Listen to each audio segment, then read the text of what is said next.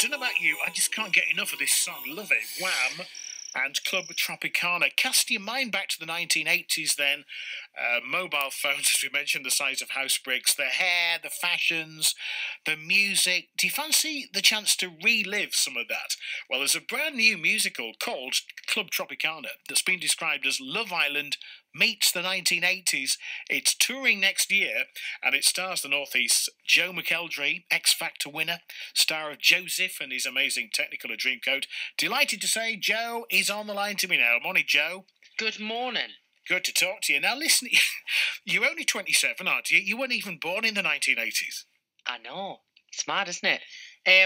Well, 91, I wasn't too far out. Yeah, nearly there. But I think, I don't know about you, but I think 80s music really stood the test of time kind of across a lot of different generations because the songs were so good and iconic that a lot of the songs that are in this show, I don't really remember hearing them when I was younger, but I know all of the words to them and I know all of the tunes. So you subconsciously are so aware of 80s music without realising. And when it's been described as Love Island meets the 1980s, then what's going on there? Well, basically, the story is we're in the Hotel Club Tropicana. I play the role of Gary, who's the entertainment manager. And it's about a couple who have a very rocky start to their marriage. And they both kind of decide they need a break and jet off with their friends to the Hotel Club Tropicana. But they both don't realise they're in the same hotel. And I have an assistant called Consuela, who we have a bit of a kind of love-hate relationship. We're a bit of a comedy act together. And we're kind of the people that try and make the hotel look nice and wonderful because we're getting inspected for the best hotel award, and it all goes catastrophically wrong, and we're all kind of left to pick up the pieces via our forms of entertainment, shall we say? Yeah. And it's a great comedy kind of. We did the read through of the script on Monday in London, and it's really funny, and obviously with the songs as well, all of the 80s music, Depeche Mode, Bucks Fizz. Oh, great. We've got Just Can't Get Enough, Frankie Goes to Hollywood, Cyndi Lauper. There's just so many kind of amazing tunes, and mix that with the script, it's just going to be fantastic. I think it's got a real. It sounds fantastic. And the thing is, the cast is just incredible, isn't it? Tell me who else is in it, apart from your good self. Yeah, we've got Kate Robbins, who is incredible, like hilarious comedy actress. And then we've got Neil McDermott, who was in EastEnders, and Mel Berber from the Sugar Babes. And then we've got a huge cast of insanely talented musical theatre performers, who all kind of play their own little roles inside of it. There's a lot of kind of different characters going on, and obviously guests of the hotel who come and stay. And it's really funny. It's really like... I knew it would be funny when I read the first little bits of the script, but then when we sat down on Monday and read it all out with the cast, I was laughing my head off, which is always a good sign. Absolutely. Is there something a bit special about performing in a totally new musical?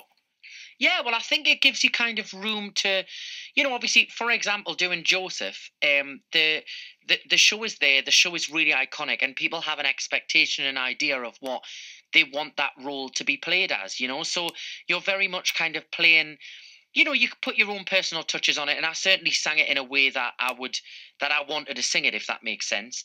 But obviously you're playing it to an audience that know and love the musical for what it is. Whereas when you get a new show, and especially, obviously, this is a comedy role for me, so it's a new challenge for me that I've never done before. It gives you so much more room to kind of explore and try things out and test things out, because obviously you're essentially creating the role from scratch. You've done so much, though, Joe, because you won X Factor, in 2009? Yes, 10 years next year. Isn't that mad?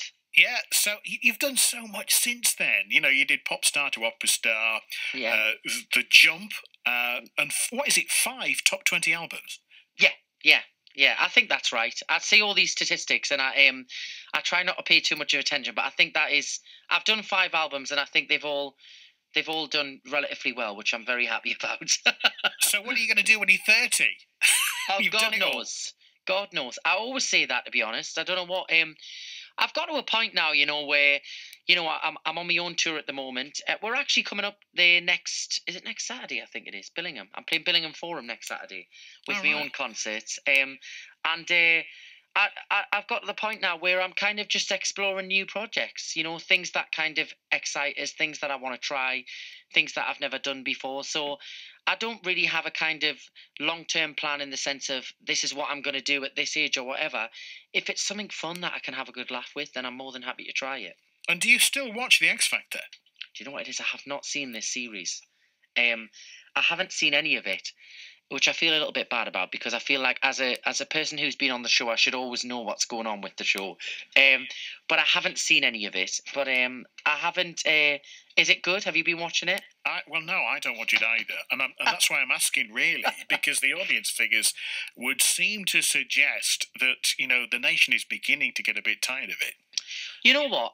I think X Factor for me was a wonderful platform, and it was a wonderful show, and I would never ever have a bad word to say about my experience because it gave me the platform to do what I'm doing today, and I wouldn't have been able to do what I do now without that platform.